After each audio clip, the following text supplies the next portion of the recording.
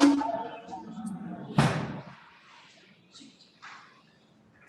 afternoon, everyone. Welcome to our first research seminar series of the year.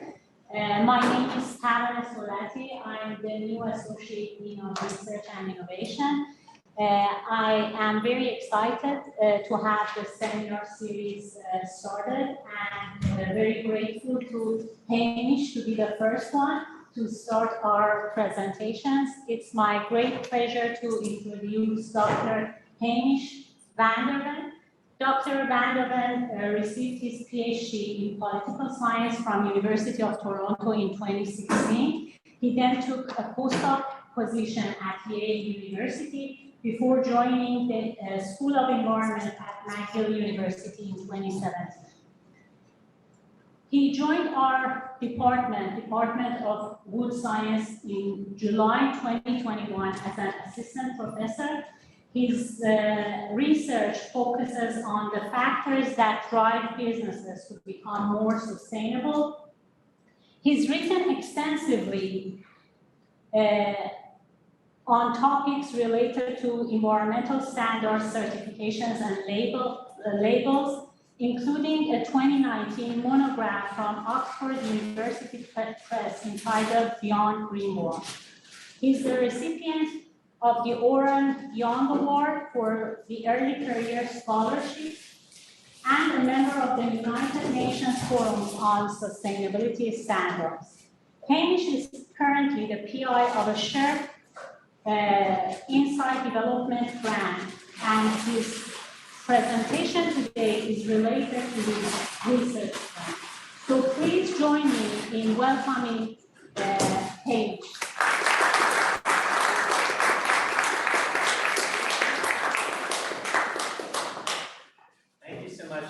For that very warm welcome, and thank you to everyone here for spending your lunch hour with me during the incredibly busy beginning of the term.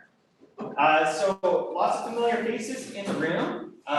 So glad to see all of you again. For those I haven't met before, I've been at UBC for just over a year now, as Carly mentioned, and I haven't connected with many of you yet. And so I'm very pleased to be here to be able to share some of my research interests with you. And hopefully let you know a little bit what I'm about as a researcher.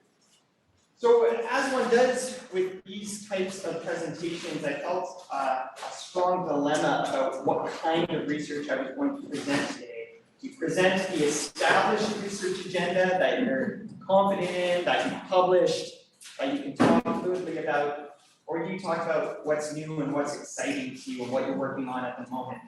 And so I decided to go with new and exciting. So bear in mind that the research that you're doing today is still very much a work in progress. I look forward to hearing the feedback on it.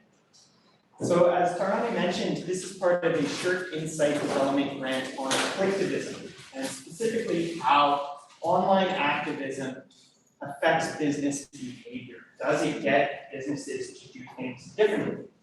And I'm particularly focused on collectivism that's directed at corporate environmental practices. So what businesses are doing to avoid deforestation, prevent biodiversity loss, or address climate change. And today I'm going to be digging into an early case of collectivism. We're going to talk about Buttergate, #Buttergate, a deforestation relevant case. And I'm going to be sharing some inductive insights, so observations from that case, that I think might tell us something interesting about the nature of collectivism more broadly. But before I get into the specifics of Buttergate, I want to give a bit about my background and some of my motivations for this research. So I took a bit of a circuitous path to academia, you could say. I started working for BC government in the Premier's office many, many moons ago, and subsequently ended up in a job in corporate consulting, working with businesses on improving their environmental performance. And over the course of this pre-academic career, I was struck by two things. Number one, businesses increasingly perform some of the tasks that governments have conventionally performed. They address social and environmental challenges. They create rules, standards, and norms that are quasi-authoritative that people like to follow. And number two, that the scale and speed with which business can act can sometimes outpace government. So I was working in the Premier's office at the time that BC was introducing a carbon tax for the first time. And that was a very long, drawn-out process that required a lot of deliberation, negotiation, and internal positioning. And then I was subsequently working with major businesses in Canada at the time that becoming carbon neutral started to become a thing. And what struck me was the juxtaposition between those two things. That when a business decided to go carbon neutral, decisions were made that set that process in motion virtually overnight. So this is one of the reasons that I'm interested in kind of the governance role of businesses. I'm a bit of a paradox in the sense that I am a political scientist who doesn't really care about governance. I care about what businesses do in a quasi-governmental role. Now, I don't want to suggest here that I think that business is the answer, that business should be solving all of our social or environmental problems. I think there's a very long history to suggest that when faced with the option to do the right thing or the wrong thing, in most cases, businesses tend to do the wrong thing. But I do want to suggest here that business is an important medium of change.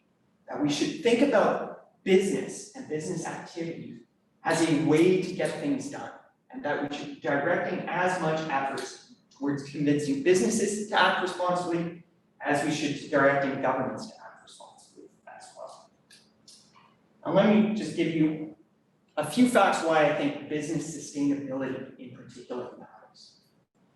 So first, as I mentioned before, speed. Businesses aren't democracies in the sense that decisions don't tend to go through multiple rounds of voting and deliberation in order to proceed. There aren't the same checks and balances in many businesses that there are in governments, both for better and for worse. But what this does mean is that when business decides to act on an environmental issue, to become carbon neutral, to make a zero deforestation pledge, to change their sourcing standards, they can do so very quickly. And that warrants paying attention to. The second thing to think about when thinking about business is their scale, the size of businesses. So if we think in monetary terms, if we looked at the gross revenues of an international company like Walmart, and we compared it to the gross domestic product of countries, Walmart would be around the 25th largest country in the world, just a little bit smaller than Belgium.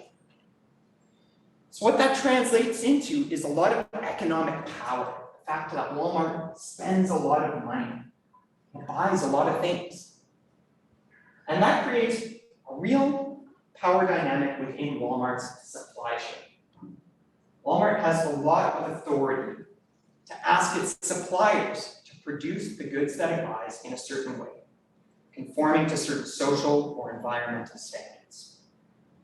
If Walmart says that they're only buying seafood that meets a third-party sustainability standard, then those suppliers need to jump to meet that standard or risk losing Walmart's business. So in short, business matters as a medium to change. But you don't have to take my word for it. You can also believe multiple environmental NGOs that have pivoted from lobbying businesses more aggressively, or took lobbying governments, towards lobbying businesses.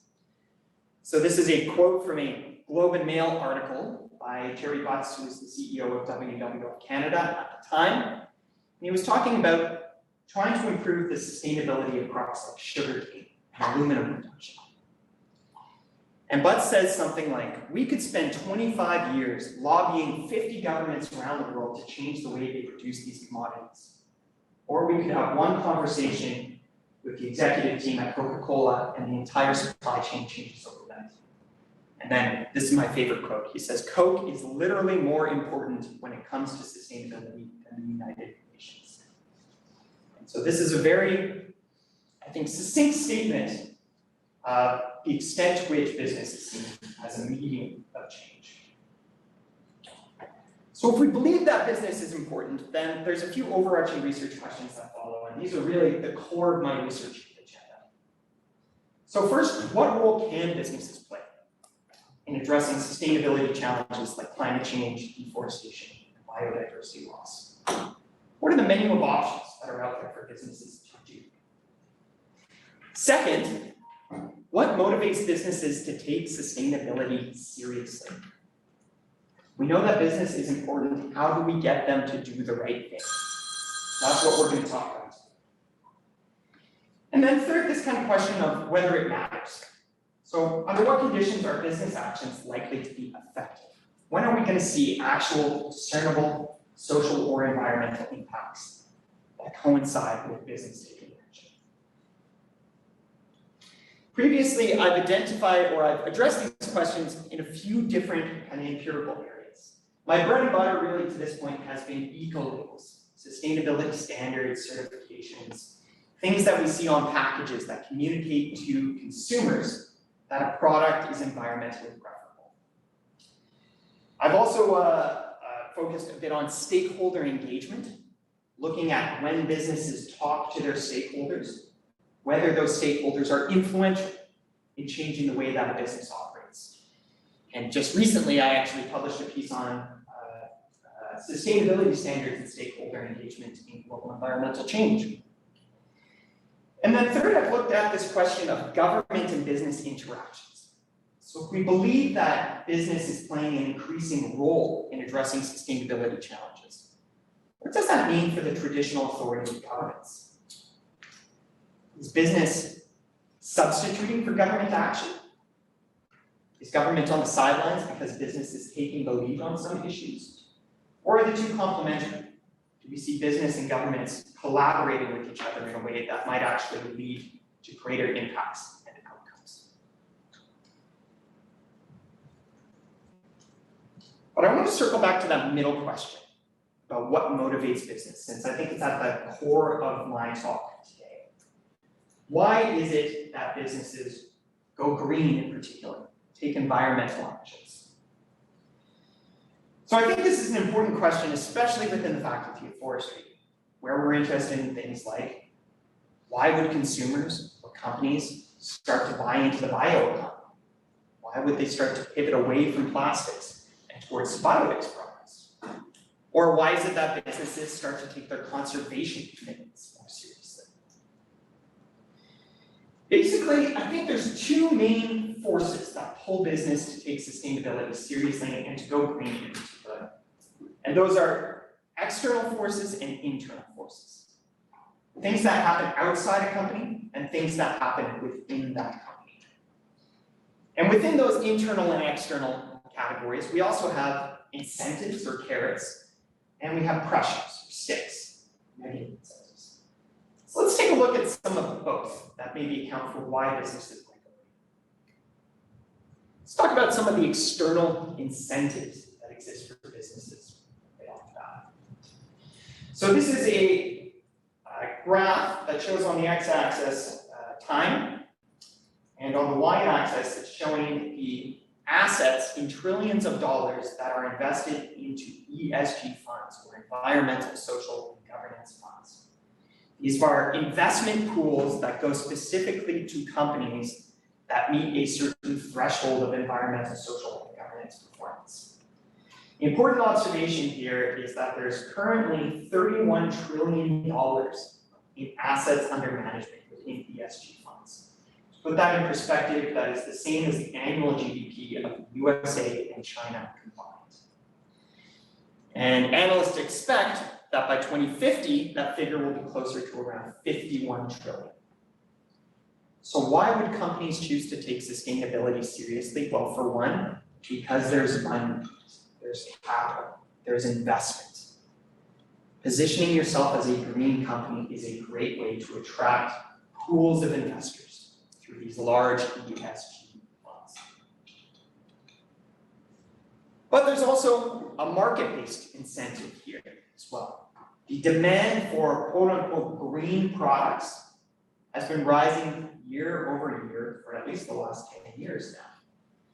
What you see on the screen here is the popularity of Google searches for sustainable products within the shopping category across all countries. So you'll see that consumers more and more are looking for products that meet their sustainability values. They want to buy things that reflect their environmental values in particular. And we see that those trends are particularly pronounced amongst younger generations of consumers in particular. They want to work for companies that reflect their values, and they want to shop in places that reflect their values. So again, why go green? Because it's good for business and you sell more stuff.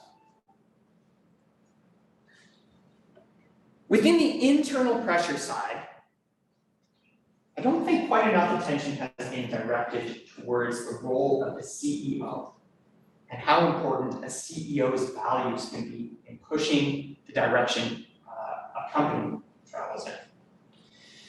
So just recently, Jim Portican, who was the CEO of Lime Timber in the United States, made a shocking admission. He noted that his company had made some $53 million selling carbon offset credits for avoided deforestation. And then he subsequently outed his company by saying that many of those carbon offset credits were bogus, that they had been paid to not harvest logs that they weren't legally allowed to harvest in the first place. In his words, he said that weak rules have created strong incentives for landowners to develop carbon offset projects that don't actually change the way that forests are managed. And so sometimes when a company decides to do the right thing or go green, it's very much a top-down CEO-driven initiative that flows from the CEO's values. To give another example, more recently, many of you will have seen Yvon Chouinard, founder of Patagonia, refers to himself not as a CEO, but as a dirtbag. That is how he likes to be referred. Announced that he was giving away all of his shares in Patagonia to a trust that will use future profits to help fight the climate crisis. Said Chouinard to the New York Times Magazine, "I was in Forbes magazine listed as a billionaire, which really pissed me off. I don't have $1 billion in the bank, and I don't drive Lexuses." So in this case, we have, again, a very value-driven top-down motivation for a company to take its commitment to the environment seriously. But what I want to focus on today more is external pressures, and specifically the external pressures that can come from groups of activists or groups of concerned citizens. We know from much of the management literature that businesses do not like to face activist pressure in public. Being named and shamed is not good for business. Let me give you a few cases of why. So around 2014, Greenpeace released a report that targeted Best Buy in particular for, quote unquote, fueling the destruction of Canada's boreal forest.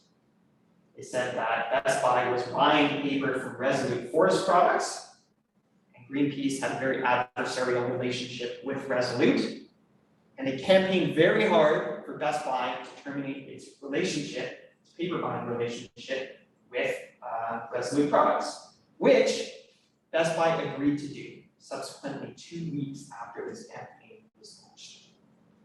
So in this case, we have external pressure that leads to an immediate change in corporate behavior. Who Best Buy is buying its paper from in this case. Another case. This is a little bit older. Lumber Liquidators was the subject of the 60 Minutes expose that found that it was sourcing timber from forests that held endangered Amur leopards, and also that it had dangerously high levels of formaldehyde in its engineered wood products. The 60 Minutes program aired on a Sunday night. On Monday morning, Lumber Liquidators stock fell by 40%.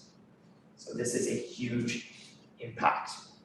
External pressure from, in this case, a media campaign leads to a direct impact on business practices, and subsequently, we've seen Lumber Liquidators take a much more, shall we say, delicate approach to its environmental affairs. So one of the things I think is under-considered when we think about external pressure is specifically the emergent force that is social media. Pressure exerted on companies through platforms like Facebook, Twitter, Instagram, and TikTok. all of which allow their users to share information quickly and sometimes disinformation quickly, and all of which allow users to speak directly to businesses. There is no filter that exists between the business and its critics on social media. So we have a potentially important medium for pressuring businesses to change. Now I'm going to use the term clicktivism to talk about online activism on social media here. I just want to acknowledge that other terms you may have heard include hashtag activism, hacktivism, or maybe pejoratively slacktivism. So we'll talk about that a little bit too. So I want to understand what this movement we've seen from the streets to the tweets means for businesses, and also what it means for activists. How much faith should we place in social media as a medium for challenging business, and how should business respond to that emerging challenge? Now let's take some examples of clicktivism recently. So within BC, we've seen hashtags like hashtag save old growth and hashtag save Fairy Creek growing in prominence since August 2020 in response to logging on southern Vancouver Island. Now, these social media campaigns have been particularly important since, at the time, provincial travel restrictions were still in place, and the activists that were protesting Fairy Creek logging couldn't rely on the conventional means of gathering in order to build support for their anti-logging activism. So social media was a vital way of raising resources and also sharing pictures and videos from the Fairy Creek blockade as a means of recruiting further activists. So in Fairy Creek, we have what might be called a fusion of clicktivism and conventional activism, in that we still have an in-person component, but we also have a very strong online component. Over in Europe, in the UK in specific, there's been significant online protests against power plants that have pivoted from burning coal to burning wood pellets. Much of the activity has been targeted at the Brax power station in Selby in the UK. The hashtags trending have been #AxeDrax and also hashtag stop burning trees. Now the company that owns the power station says that burning wood pellets has slashed their emissions by 90% by converting from coal to sustainable biomass. But for their part, clicktivists maintain that burning wood pellets contributes to deforestation and an increase in flooding, soil degradation, biodiversity and habitat loss, and noise and air pollution for local communities. Again, here we have a hashtag being used to publicize a local movement that subsequently has garnered international attention. And finally, a bit closer to home, we've seen social media play a key role in pipeline protests within British Columbia, specifically against the Trans Mountain Pipeline in Burnaby under the hashtags No Tankers, Water is Life, and Stop Pipelines. In this case, social media allowed Vancouverites to organize a flash rally simply a few hours after the federal government announced that it would buy the Trans Mountain Pipeline from Kinder Morgan. So here we have social media being used with speed by activists in order to mobilize an in-person protest. So some of the key questions that I think arise about these cases of collectivism are, what should we make of all this? Is collectivism meaningful? Some would say yes and some would say no. And hence this tension between hacktivism and slacktivism that seems to exist. On the one hand, some say that social media can actually influence corporate behavior very quickly because it allows speed, it allows the gathering of people in a short time frame, it allows a movement to advertise more broadly to gain more adherence, and it can be more emotional than other forms of protests in the tone that collectivists use online. Skeptics, by contrast, would deride collectivism as a lazy and ineffective substitute for in-person activism. And in particular, they would say that there isn't the same connective tissue that aligns people involved in an in-person social movement with people who are connected through social media. They would further argue that collectivism can be a form of virtue signaling, wherein we try and position ourselves as somebody who cares deeply about an issue without actually taking meaningful action on that issue.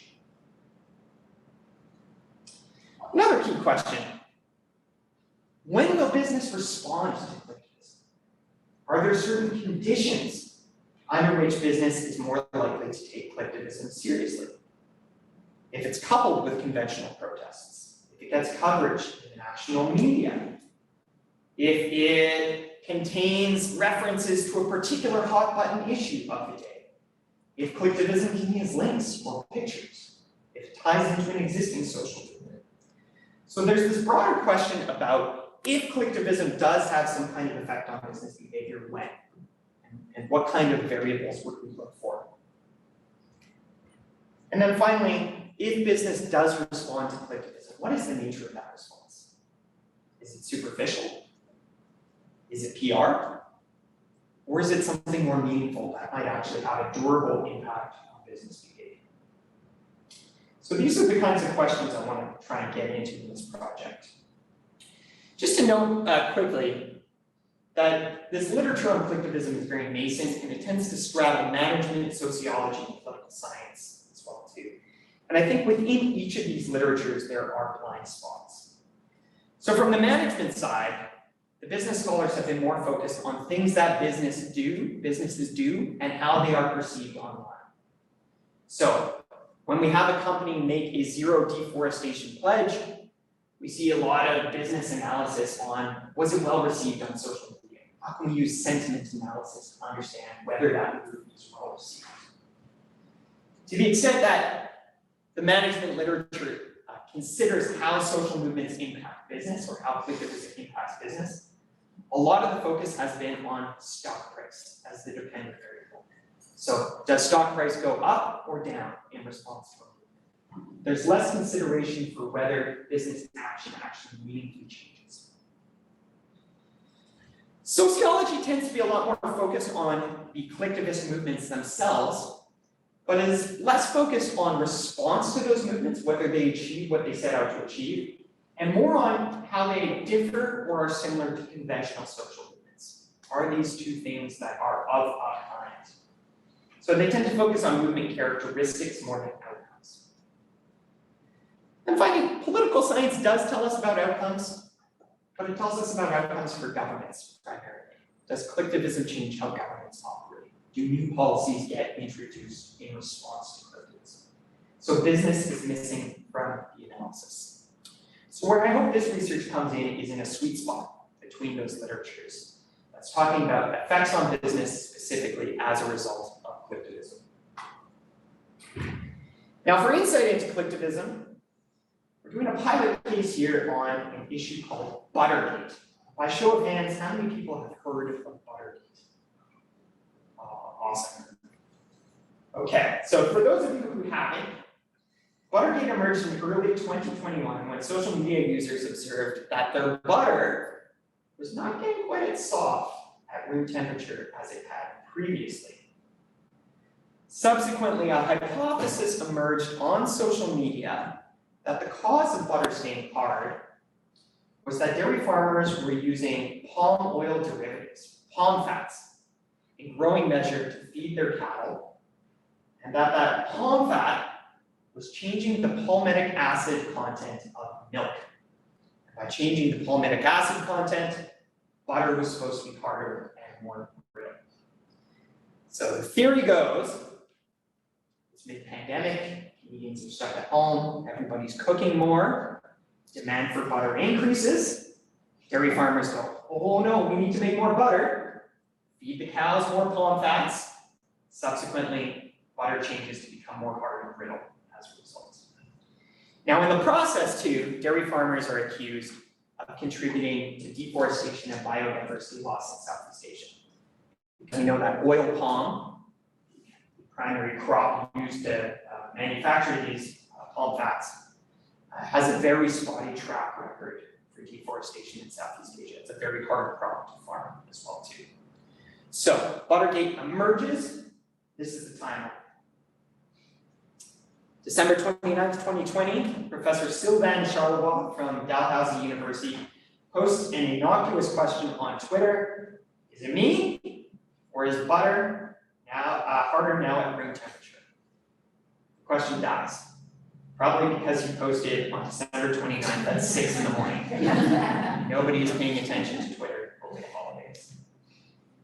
So subsequently, some online observations. Yeah, maybe butter is a little bit harder. January 24th, we have a peripheral user coined the term Buttercake, hashtag Buttercake.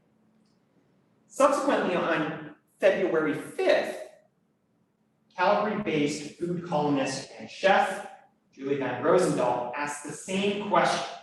Something is up with our butter, and I'm going to get to the bottom of it. Have you noticed it's gone no longer soft at room temperature? Watery, question mark, rubbery. And then the issue explodes from there. Lots of comments weighing in from other cooks around Canada and the United States. Yes, my butter is hard too. So on February 15th, kind of piggybacking on the momentum of this one post by Julie Van Rosendahl, Sylvain Charlevoix authors an article, an op-ed at the Journal de Montréal, where he blames palm derivatives in cattle feed. So this is, at this point, a theory that exists only on social media within this comment thread. Julie Van Rosendahl subsequently follows up with her own op-ed, making similar claims on February 20th. And then the media gets a hold of it and it explodes. February 23rd, the story's picked up by the BBC, Jimmy Fallon riffs on it in his monologue, NPR picks it up, it goes around the world. And just as a side note, the tone of a lot of these stories is like, oh, look at the cute Canadians complaining about their butter. All the same, it explodes. So, what I wanted to do with this project is very much see what we can learn from Buttergate and develop some testable hypotheses or some propositions that can apply to other cases of clickers.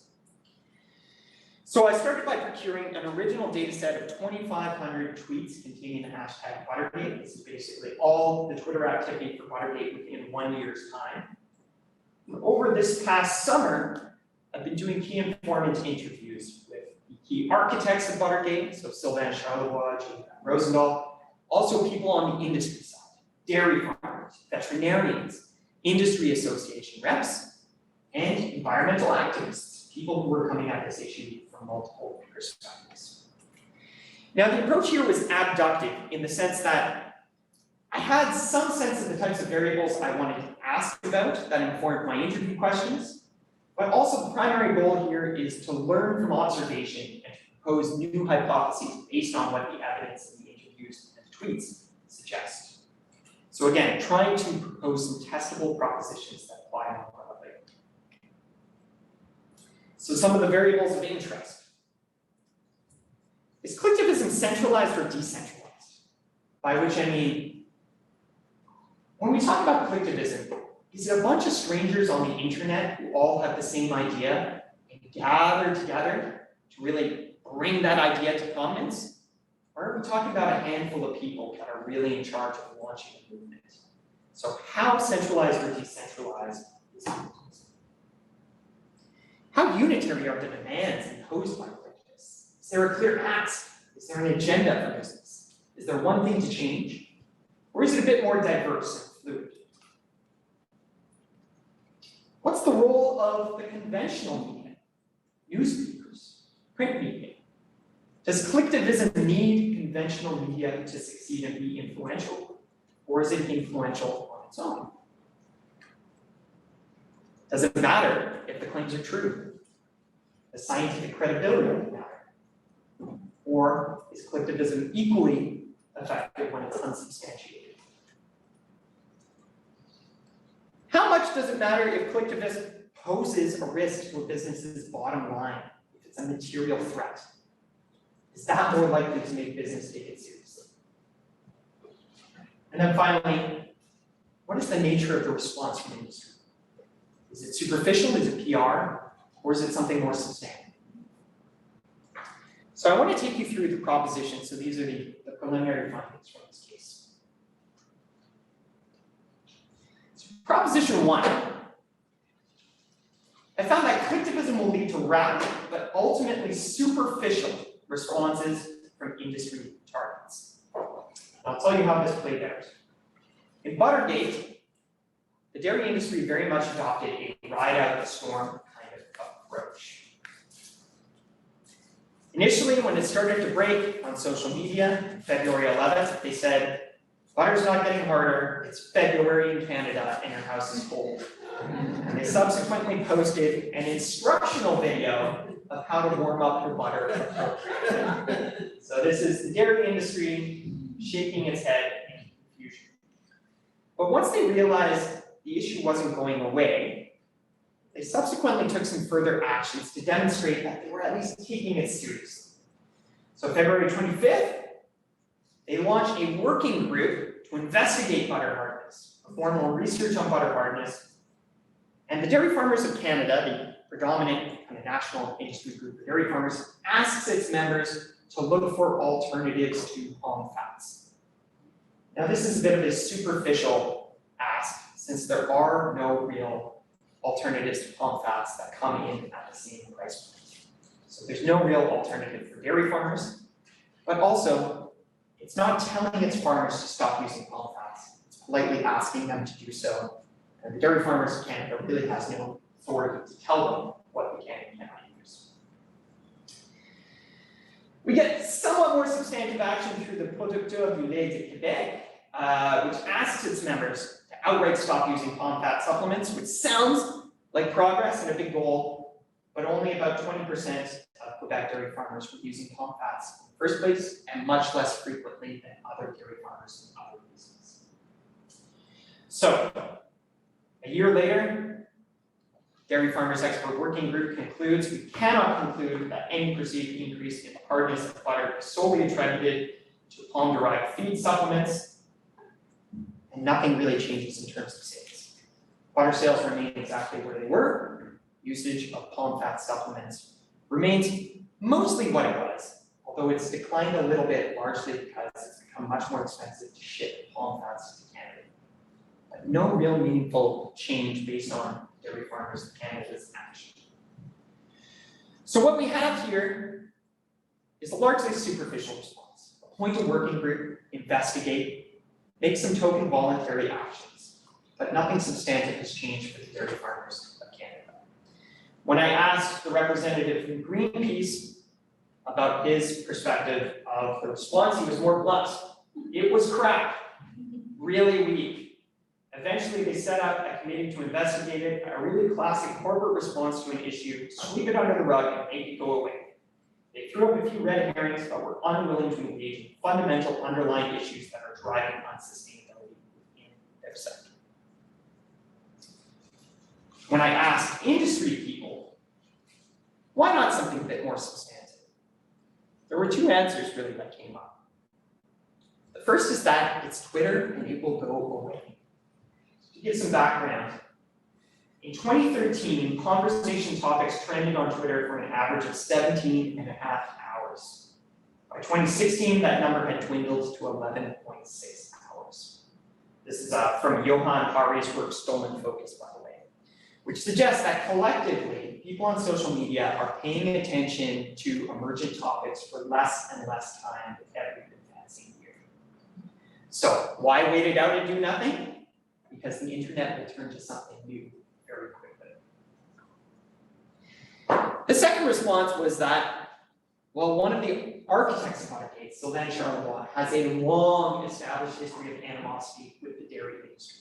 So the response I heard from industry was like, oh, here goes Sylvain again, it'll go away. This isn't a movement, this is one person's issue.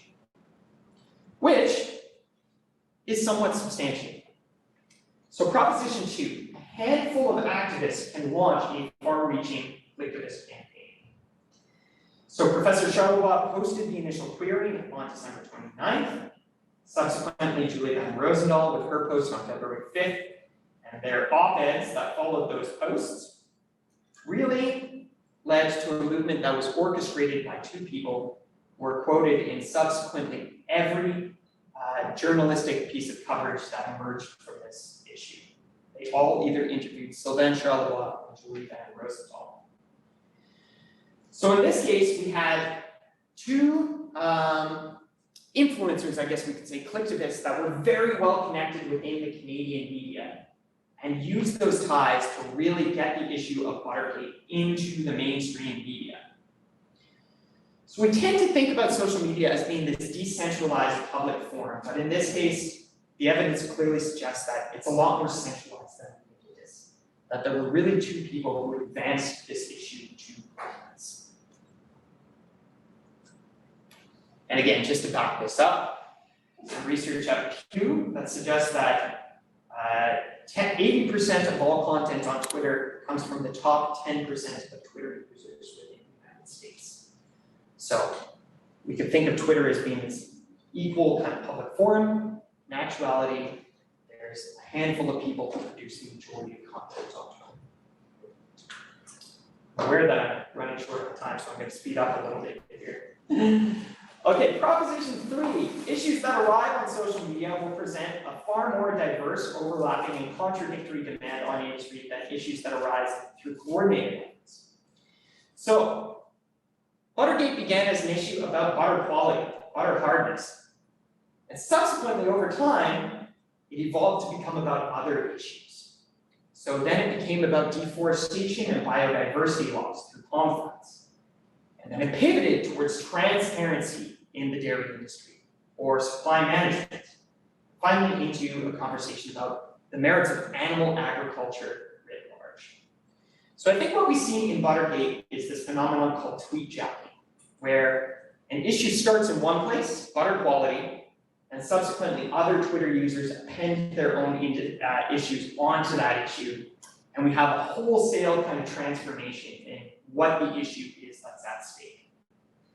And I think this poses a real challenge for business responding, because it means that in order to address collectivism, business might be confronted by an array of sometimes contradictory demands on what they should do, what issue they should address. Proposition 4 is essentially that collectivism still needs conventional media to be successful. If we look at the analytics around Buttergate, what we find is that on February 12th, so this is after Sylvain Charlevoix and Julie Van Rosendaal had their tweets, there were only 32 tweets that contained the hashtag Buttergate.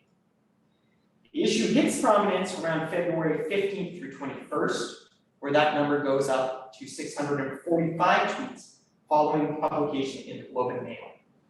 And then subsequently, we hit this peak in early March after the issue goes international. So sometimes we tend to think of conventional media as being kind of lazy and following social media.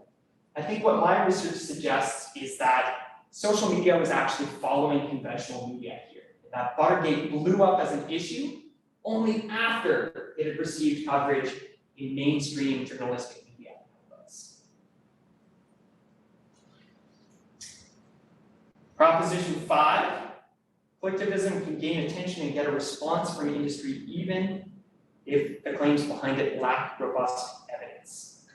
So it's worth noting there was no evidence behind Buttergate at the time it began, linking palm fats to butter hardness. And the evidence does suggest that palm fat usage in Canada has remained stable over time, so there hasn't been an upswing during the pandemic.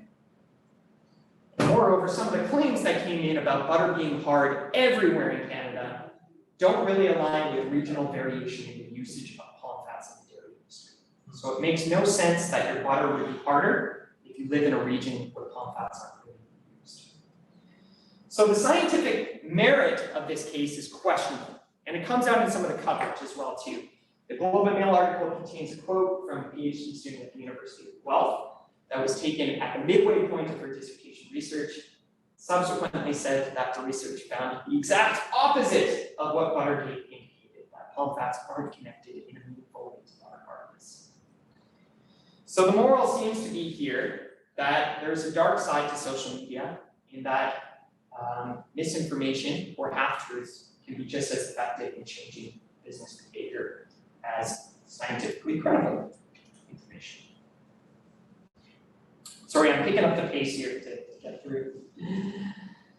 I do find, however, that collectivism is more likely to be influential when it poses a material threat to the industry. So in this case, there was a lot of concern about the reputation of the blue cow, the Dairy Farmers of Canada logo, and the trust it had built up.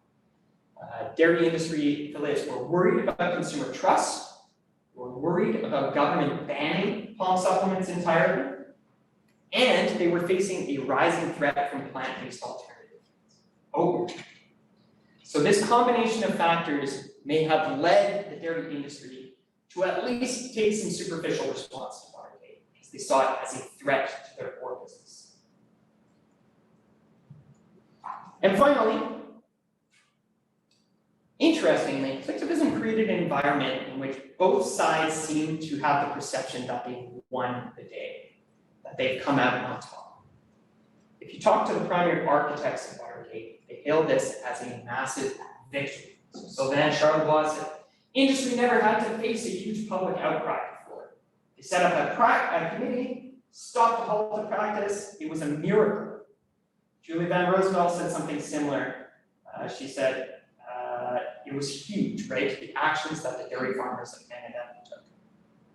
But if you talk to the industry people, they see it very differently. When asked if anything meaningful changed after Watergate, most of them said, nope, business as usual. Everything has pretty much died down. I won't read the quote on the slide here, but essentially it's that it wasn't backed by science, there was no story, and Watergate has ceased to be a thing.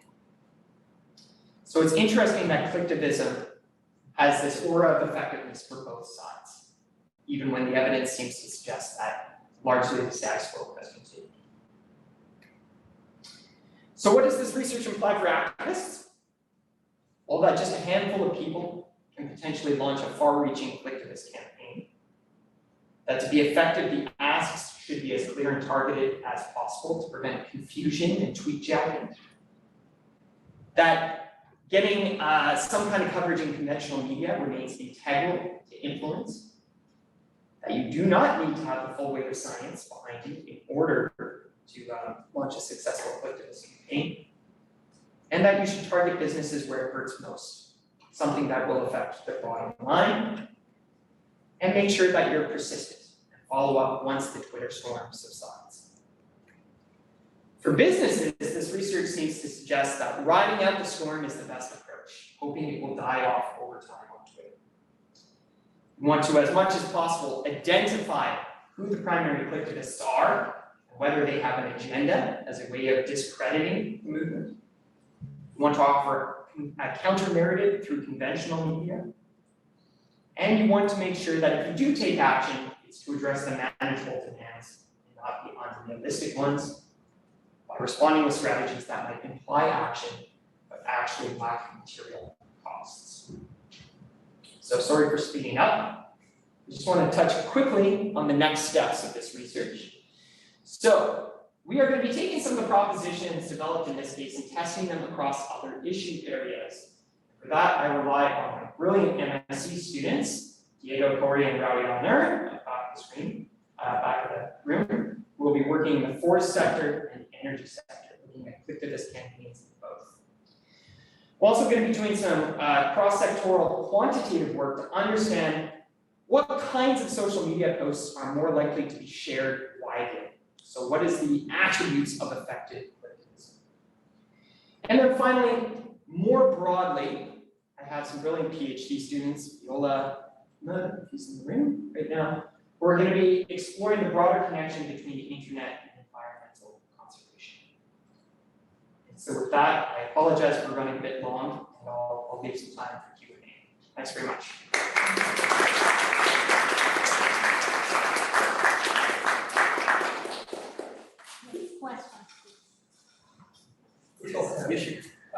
Being an active on the internet doesn't have any repercussion. But if I go and buy a pack of cigarettes, there's a big sign on the back of cigarettes that says smoking kills.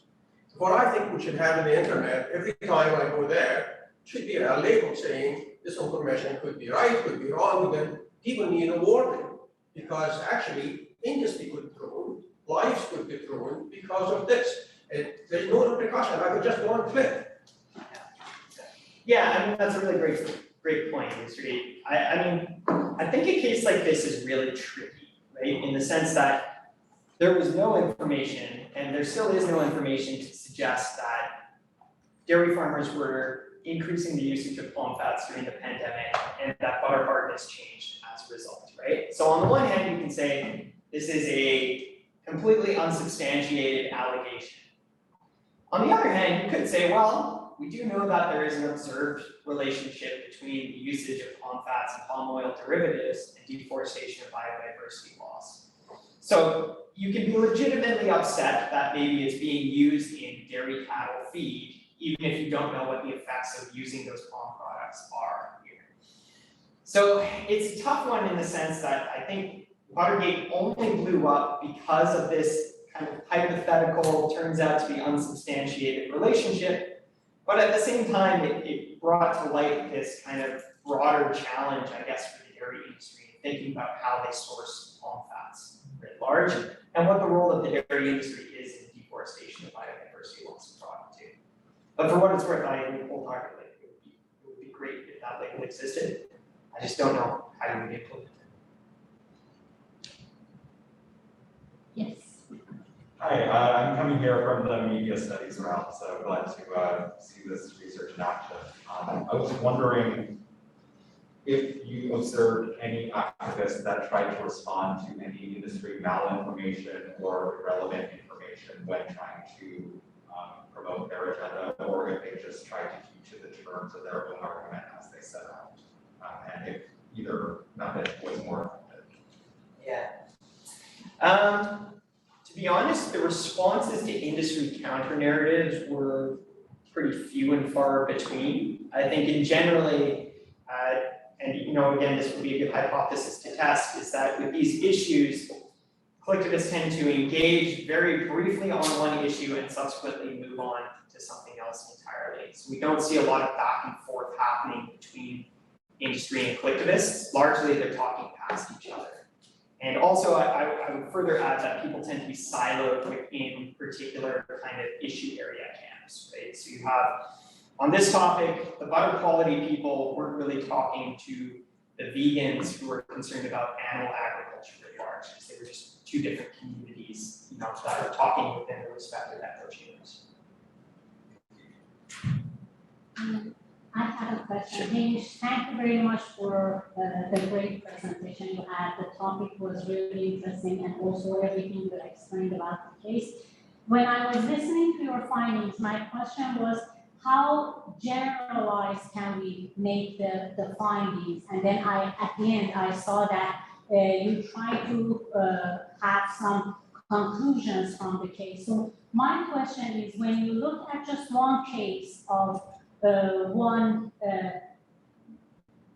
particular activism, how far can you go by making your findings to any type of social media coverage or activism through social media? That's a great question.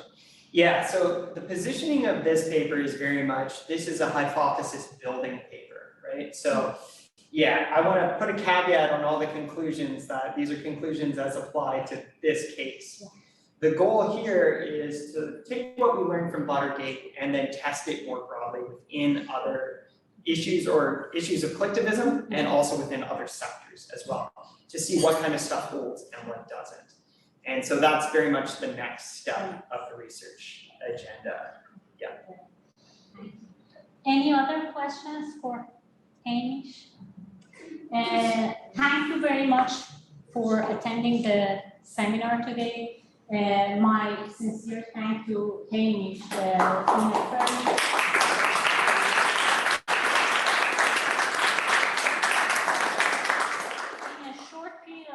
agreed to have the presentation. He was so brave to be the first one for the year.